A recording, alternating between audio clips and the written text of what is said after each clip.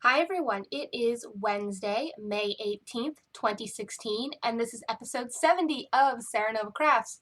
I'm your host, Jessica. I can be found as Serenova on Ravelry and Twitter, and as Serenova Crafts on Instagram.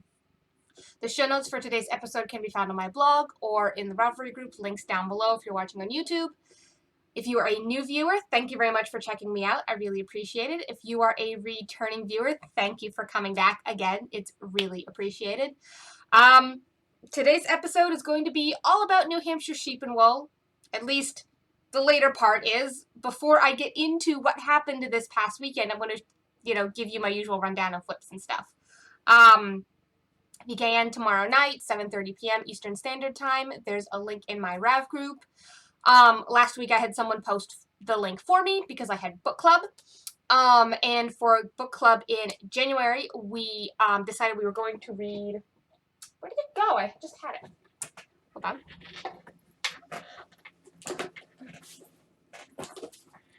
There we go. We decided we are going to read We Are Market Basket, which is the story of the unlikely grassroots movement that saved a beloved business.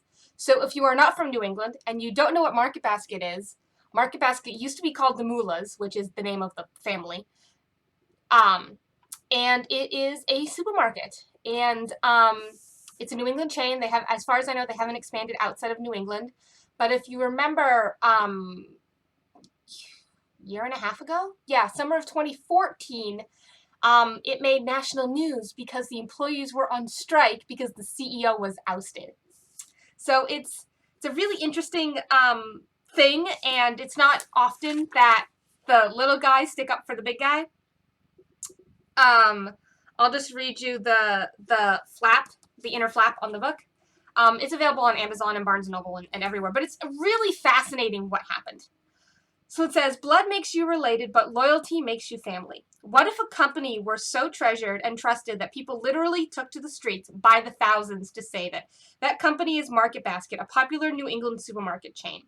After longtime CEO Arthur T. DeMoulas was ousted by his cousin Arthur S. DeMoulas, the company's managers and rank-and-file workers struck back, risking their own livelihoods to restore the job of their beloved boss. They walked out, and they didn't walk far. At huge protest rallies, they were joined by loyal customers, leaving stores empty. Suppliers and vendors stopped deliveries, rendering shelves bare. Politicians were forced to take sides. The national media and experts were stunned by the unprecedented defense of an executive. All openly challenged the Market Basket board of directors to make things right again. In the end, they prevailed. So, with its interesting first-hand accounts from the streets and executive suites, We Are Market Basket is as inspiring as it is instructive. What is it about Market Basket and its leader that provokes such ferocious loyalty? How does a company spread across 3 states maintain a culture that embraces everyone, from cashier to customer as family? Can a company really become an industry leader by prioritizing stakeholders over shareholders? Set against a backdrop of bad blood and corporate greed, We Are Market Basket is, above all, a page-turner that chronicles the epic rise, fall, and redemption of this iconic and uniquely American company. So, should be a good read. I haven't started reading it yet, but it's not long. It's, oh god, it's not even 300 pages. Holy crap. The index takes up a huge chunk. Then they have notes, because it's all the stuff they've, oh my god, is it not even 200 pages? Oh my god, this book isn't even 200 pages. Holy crap. Appendices, author's note. The book is 203 pages long, not counting appendices, notes, and the index. That'll be nothing. I can read this in like an hour. Considering I read the last book for book club in less than 4 hours, and that was almost 500 pages. But it should be good. I'm just gonna put that on my printer for the time being. Oh, and the book club book I read, because I read it for last week and I haven't talked to you guys since, it's actually really good. The twist at the end had me going, holy bleepity bleepity bleep. Self-censoring because this is ostensibly a family show. If you're watching with your family, that's actually really cool and I appreciate it. There's Gundams in the background. If you like Gundams, the anime. Lots of Legos too. And all those binders are magic cards, and that's tools and stuff. Yeah, the room's a mess. I'm sorry. Things have been crazy. Actually, a really good book. More of a mystery than I expected it to be. Yeah, this was a good read too. So I'll tell you about We Are Market Basket once I've read it, which will be in June. So anyways, I'm going to get into knitting real quick. I have no faux. I am wearing a faux I finished a while ago. This is my cameo shawl. It's actually a little nippy here this morning, so I threw it on, and I'm just like, oh, I'll just wear it for the podcast, whatever. So, I'm actually wearing some of my knitting. This is like a thing, right? Because I'm normally just sitting here in a t-shirt. But normally our apartment is so warm that I don't need to wear any woolen things. But it's actually cooler this morning. So, I mean, I have bare arms, but, you know, I got my neck covered up. The yarn for this is, in case you're wondering, excuse the yawn, this is Wonderland Yarns in Mad Hatter, which is the base. It's their sport weight base. The gray is Hookah Smoke, and the orange is Pennyworth, because everything comes from the Wizard of Oz. Not the Wizard of Oz. Alice in Wonderland. Oh my god. Where did Wizard of Oz come from? Actually, I've never read Alice in Wonderland. I've only seen the animated Disney movie. Literally, I have not seen any other version of Alice in Wonderland. I have not read the books.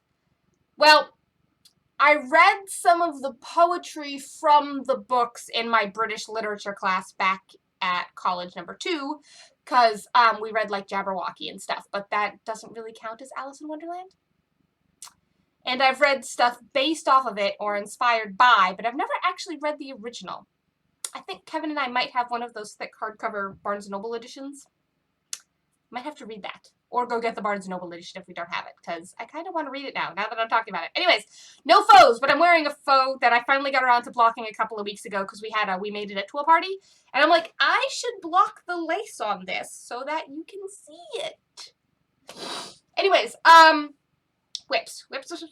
I have started a new pattern design. The shawl is still sitting over here on the floor somewhere because the math is making me mad at the moment. But I started a sock with much easier math. I have 3 people test knitting for me who are fellow podcasters. Thank you very much. I love you guys. Well, Brandy's not a podcaster, but she watches the podcast. Hi, Brandy. Thank you. Hi, Letty.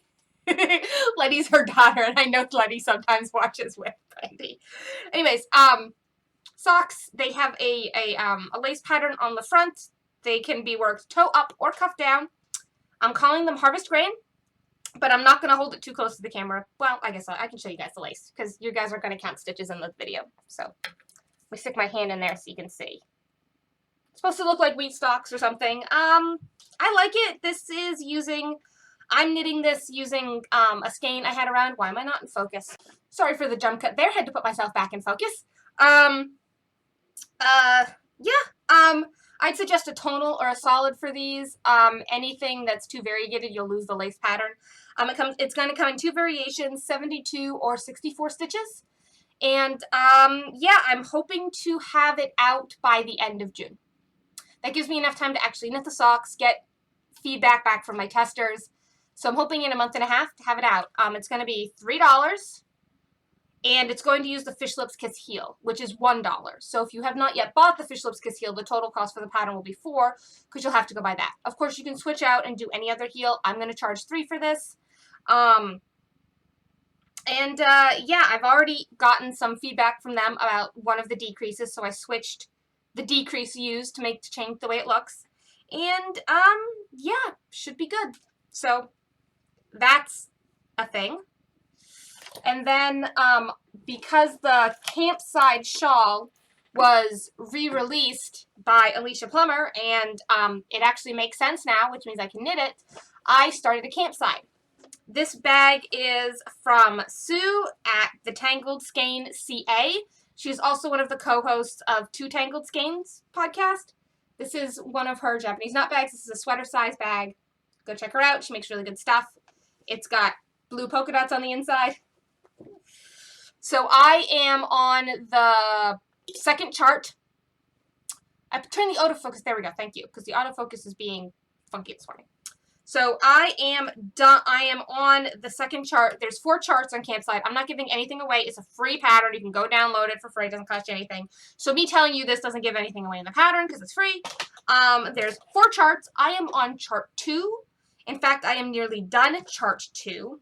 Probably should have it on a longer needle, but my longer 7 is being used for something else. Anyways, here it is. It's getting pretty big. So here you go. As you can see, it's an eyelet. It's eyelets.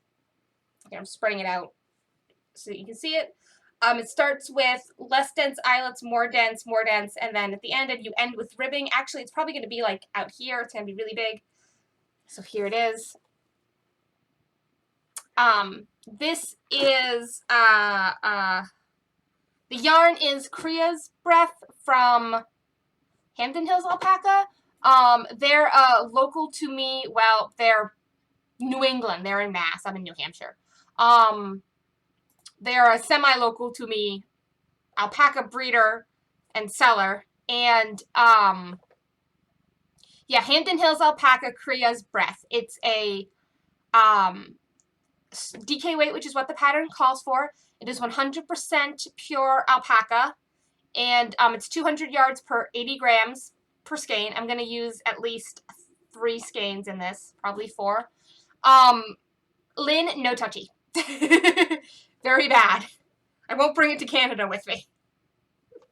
Because I don't want, Lynn's allergic to alpaca, so. It's so soft though. But this is a natural undyed colorway of theirs, so it's been spun and milled and then they didn't dye, because they do dye all their own stuff, but yeah. So this is coming along quite nicely. The pearlback rows are getting a little annoying because there's nothing to do other than purl, and it's just like, wah. But, you know, one of those things. And then the last thing, well, there's 2 things. One, I'm not going to bother showing you because they're just vanilla socks and they're in my purse, and I don't feel like digging out my purse right now.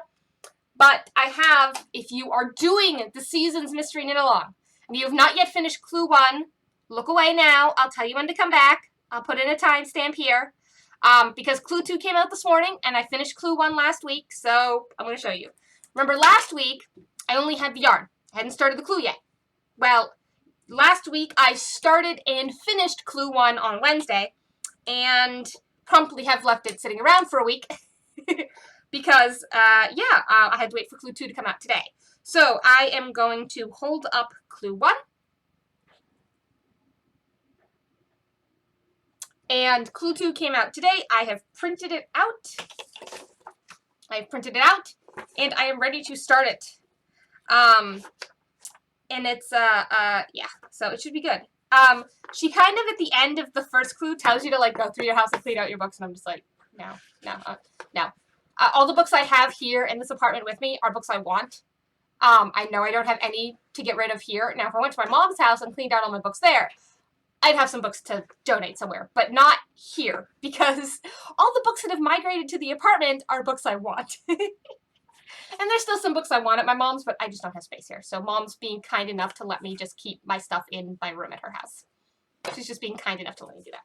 So, but anyways, so like at the end of Clue 1, she's like, go clean out your bookcase. And I'm like, no, because everything here is stuff I want. Some of the stuff I'm going to donate, like when I finally go through the stuff in my mom's, is like old, like, college textbooks and stuff. Because when the physics department at University 3, college 3 that I went to, third one I went to, was, when the physics department was cleaning out their, like, internal library, I took a bunch of stuff. Because at the time I was still a physics major. But then when I became an English major, I don't really need any of those books anymore. So, I can go get rid of a bunch of those. I have, like, 2 bookshelves worth of, like, physics textbooks. Excuse me, this is, actually got this mug at Ocean State Job Lots. It's got knitting pattern on it. It's technically a soup mug, but it works for tea. I have some, Yunnan Pu'er in here. If you're unfamiliar with Pu'er, it's an aged tea, and it comes out very dark. As you can see, it's very dark. Kind of looks like mud. Doesn't taste like mud, I swear. But it can be very dark in your cup, very dark. But it's good. The Chinese believe it aids digestion, but I just like the taste. And I got a box of 100 tea bags. Because normally I use it loose leaf, but the box of 100 tea bags at my local Asian market was $8. So I kind of bought it. Excuse me for that. So, finish that. The last thing I've actually worked on, but I'm not going to show you, is the purse socks because I don't feel like digging out my purse. So, now into New Hampshire sheep and wool. Yay! New Hampshire sheep and wool. Had a great time. I got to see in person Jen the Uncreative Crafter, Mandy from Mandy Pinecone Crafts, Michael from the Gay Knitter Podcast, Claire from New Hampshire Knits, Jen from the, why can I not remember her podcast name? I have it here. Where's her card? From, Down Cellar Studio Podcast. There was also, one other podcast there that I think I have her business card somewhere, but I might have misplaced it because my desk is a mess. My desk is a complete mess. But yes, had a great time. There was a podcaster meetup on the Saturday. It was a ton of fun. Really enjoyed it. I got a bunch of stuff. I have a literal basket of things. But Mandy was kind enough to make me a project bag. Isn't it cute? And it had to have some pink on it because she's a pink girl and she doesn't have anything that doesn't have some pink. And then it's got pink on the inside because, well, she always puts pink on the inside of her bags. And in it, I have the stuff I got from everyone. So I have some stitch markers from Michael. I'll hold them up in a minute. Mandy gave me a crap ton of tea. I need to start drinking it. I can smell it through the plastic bag. That's because the plastic bag is open. I should seal it. This was the stuff from Jen. And then Mandy also gave me a whole bunch of minis. And there's some chocolate at the bottom as well. I should actually pull the chocolate out so that I remember to eat it. So now that I've shown you guys everything, the chocolate is coming out of the project bag. There. The minis can stay in the project bag though. It's nice though. And I like the foxes, and it's got a handle, and it's a zip pouch, so, you know. Boop. It's really nice, though. She did a good job. It's really stiff. Like, she used really good interfacing in this. So I'm going to put the tea back in. But Jen, along with giving me some minis, there's some minis in there, has been experimenting with carving leather. And so she made me a key ring. Isn't that cool? It's got, you know, it looks like knitting on it. There you go. I think that is, like, super cool. Thank you. And then Michael gave me all of these. They're actually all progress keepers, not stitch markers, which is totally cool. But there's a whole slew of them. So there's, if I can do it, there's a crane, like an origami crane. There we go.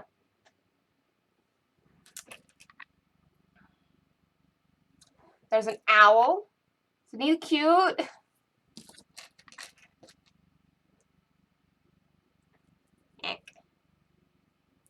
Come on. There's a lock and key. Oops, those got stuck together. No, come apart. There we go. A crown. An awesome dragon.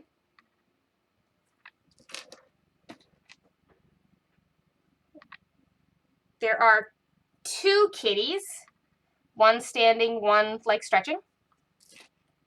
There is another bird with a feather. And there is a teacup. I think these are all totally awesome. Thank you, Michael. Thank you. Out of focus again. There we go. Oh, come on. Turning the autofocus off until I have to show you guys something again. So thank you guys for everything. I love it. It's great. I'm going to put these all back in the baggie so I don't lose them. So I should put a couple on some of the projects I'm working on. So I actually went with, my mom came with me. Sorry, I'm going to talk while I put these away. My mom actually came with me to the festival. We drove up together and that was really fun. We did a picnic lunch in the car instead of buying food because unfortunately food is really expensive there and we were both on kind of a tight budget.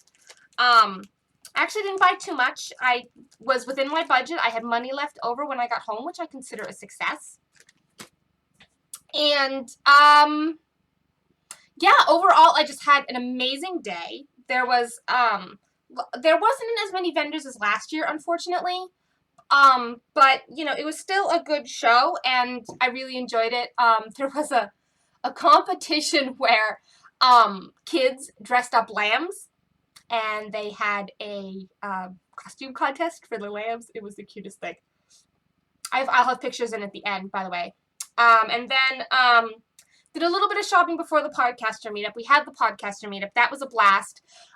We had door prizes for people that came. And you didn't have to be a podcaster to come. You could just know who we were and show up, right?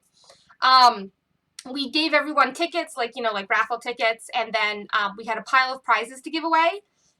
I'll insert a picture of those here.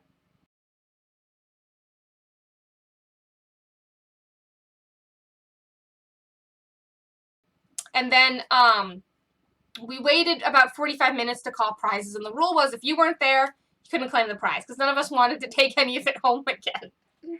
So we were like 1:45 hit, and they were like, okay, who's going to call numbers? And I said, well, I can be loud. I'll stand on the table and do it. So I proceeded to stand on the bench of the picnic table and call numbers. I only called the last 3 digits of the ticket numbers because the first 3 were the same for all of them. But one of the ladies there who knew me, like, from my in-person knit night, was like, did a good job, but she also knows how loud I can be, because I gave them blanket permission to tell me to shut up when I got too loud. So, you know, one of those things, right? But it went really well. We managed to give everything away, and it was a fair chance, because we had a slew of people get stuff. We podcasters who donated stuff kind of disqualified ourselves from taking stuff, because we were like, no. We donated stuff. We don't need to take stuff home. The whole point is to get rid of things. So I donated that yarn and that fabric, and the yarn I donated is actually the same yarn I'm making my campsite out of, because I had 7 skeins of it. Now I have 5. I gave 2 away. Also gave a braid of fiber. And then I did some more shopping. I walked around with Jen, the uncreative crafter, for a while, and we went and looked at all the sheep and the alpaca. And then, you know, she went off to go do her thing with her friends, and I went and found my mom. And we were there from about 10 to about 3:30. So overall, it was a good day. Then I got home and found out a friend was ill, and the day didn't end so nice, but I'm not going to talk about that. Besides, I don't have her permission to talk about it. But, you know, if you send well wishes our way, it would be appreciated. She's not doing too good. So, but anyways, back to New Hampshire Sheep and Wool. I'll put most of the pictures at the end, but I do have some goodies, which you can actually see. You've been seeing the whole time in the corner over here, so I'm going to grab them. So the first goodie I got is, well, it's not the first one I bought, but it's the first one I'm going to show you, is the basket itself. I got one of these baskets last year that's sitting on the floor here. It holds my big balls of Caron 1 pound that I'm working with. Actually, the project I started to use the Caron 1 pound for got fraud because my crochet skills were not up to snuff. Anyways, my actual first purchase of the day was my New Hampshire Sheep and Wool t-shirt. They had a special logo this year because it was their 40th anniversary. So they had a special ram's head design, and I thought it was really cool. It says New Hampshire Sheep and Wool at the bottom. But what matters is the ram head. And I thought it was really cool. I was going to wear it, but then I'm like, I'm cold. I want to wear a shawl. So I'm just holding it up for you guys to see instead. Then I got some yarn from Spunky Eclectic. Look at how sparkly that is. I mean, that is insanely sparkly, right? Yeah, I mean, and the colors, they're nice and deep. It took really well to this base. So that's good. Oh, come on, autofocus.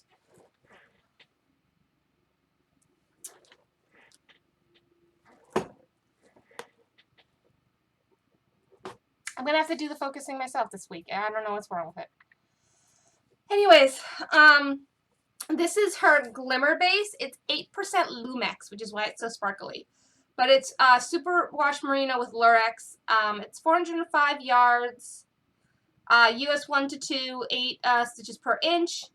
It's colorway called Peppers, and it's limited edition 2016, and that's Spunky Eclectic. I got some of her stuff at Spa, too, up in Maine. And the sheet in here got kind of mangled, but she put us something about Oh, she's a weaving club. Oh, I can't join any clubs right now. But just some stuff about her clubs in here. I'm thinking this is going to become like a neckerchief or something. Because I don't want to use it for socks. But it's very colorful, so I just want to do like some simple garter stitch neck thing. I'll figure it out. Then I got some Fiber Stash. I got 2 skeins of Fiber Stash. They are both her Twinkle Toes sock base. Alright, I got interrupted because my hard drive was full, so now to finish this off. Apparently 25 minutes is my limit currently with my hard drive. So I am going to attempt to finish up and not have this take too much longer. So as I was saying, I was showing you the Fiber Stash stuff. Her Twinkle Toe sock is 75% superwash merino, 20% nylon, 5% twinkle, which is obviously some kind of sparkly thing. Hold on, I'm going to turn the autofocus back on. Hopefully it works this time.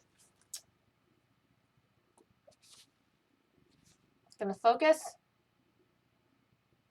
Autofocus isn't focusing, but anyways. There is a little bit of sparkle in these. I got 2 skeins, same base. This is the colorway Storm Coast, named for Jen, the Uncreative Crafter. And this is bigger on the inside. And these are both actually going to become socks. They are designed to be sock yarn. I'm going to knit socks out of them. Should be fun socks, though. I'm thinking I'll do some kind of simple patterning for these, just so they're not just plain vanilla, just some kind of simple pattern, but we'll see. Then I got from Great Bay Woolworks, which is in Durham, New Hampshire. I got 2 skeins of her fiber. She grows the sheep. It's, is it merino or Romney? It just says 100% local wool, natural colors. I know that she had merino and Romney on display at the festival. It's a deep, like, chocolatey brown. I got 2 skeins, which is 400 yards, because they're 200 a piece. They are a light worsted, and I'm not quite sure what I'm going to do with them. They're not quite next to skin soft.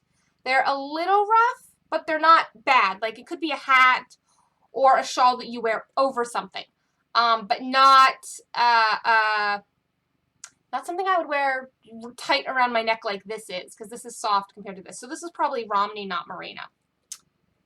And then, lastly, I got fiber. And as you can see, this is going to be really crinkly, because it's in a garbage bag in the bottom of the basket. I got alpaca. And by what I say, what I mean when I say I got alpaca is I bought 2 pounds of alpaca to spin. It's the fleece, because you can spin alpaca straight from the fleece without having to wash it like you would wool. So this is from an alpaca named Corono. She's apparently a Cria fleece. It's been skirted, and I have 2 pounds of it. It's actually quite cheap when you think about it. So it's this natural beigey color. I'm trying to pull a lock out for you guys to see. There's a couple of different shades, so it's going to end up being more of a tonal than anything. You can see that these blocks are 2 slightly different colors. One's darker, one's lighter. So, but I have 2 pounds of fleece to spin. Basically, I just pull a lock, comb it, and I can spin it. So, that is that. It does smell a little, unfortunately, but you know, what can you do? It's, you know, straight off the animal. Sorry, I'm getting some of the air out so I can put the other stuff back in on top of it. So I'm going to have to put that away, actually, now, because I was leaving it out so I could talk to you guys. Now I need to put it away. I'm going to have to get another bin for my yarn, for my fiber. I'm going to need a secondary fiber bin. Oh, why am I not in focus? Come on. So that was everything. Sorry I got interrupted there at the end, but I very much enjoyed New Hampshire Sheep and Wool. I had a good time.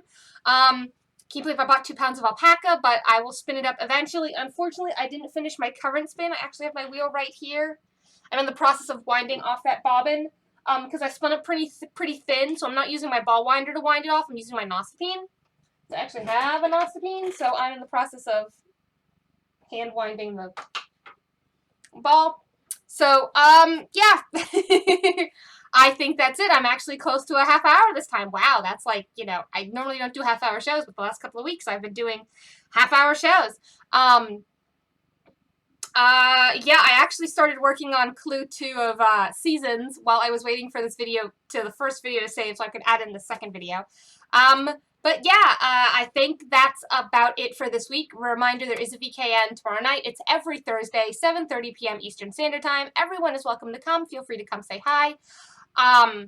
If you're checking me out because of New Hampshire Sheep and Wool, thank you very much. It means I handed you a business card. Awesome. And, yeah, in a week and a half, I'm going to be in Canada. Yay! I'm getting really excited. Jen gave me some stuff to bring with me while I go up. I got a holder for my passport, which I can show you. It's actually a little bit like a wallet, but it holds my passport, and it can hold, like, my driver's license and stuff, too, so I can use this as, like, my wallet while I'm up there, because it does have, a billfold. Genuine leather I got on Amazon for, like, $8. Good times. But yeah, I figured have something to put my passport in. And this has has those, that RFID blocking technology, because, I know newer passports have that stuff, so, you know, I don't want anybody stealing my identity. So I'm getting excited to get to go to Canada. I'm starting to get my stuff ready, like the passport holder, and, I'm getting a few things together to bring to people as thank yous for, you know, kind of hosting me for my time up there. Especially Sarah, since she's letting me stay at her place for 2 nights. I'm trying to do something good for her. Yeah, I finally think that is everything. I'm just sitting here looking around going, what do I do? So I will see you guys all next week. When I see you next week, I will be leaving for Canada in 2 days when I see you next week, because I'm leaving the 27th, so yay! I'm really excited. I'm going to come back and I'm just going to blather about it. My first podcast in June is going to be all about Canada because it's June 1st is a Monday, so. Alright, I will let you guys go now. Have a good week. I hope to see you guys on the VKN or hear from you guys, or, you know, comments, likes, subscribes are all very much appreciated. And I hope you have a good week. Bye!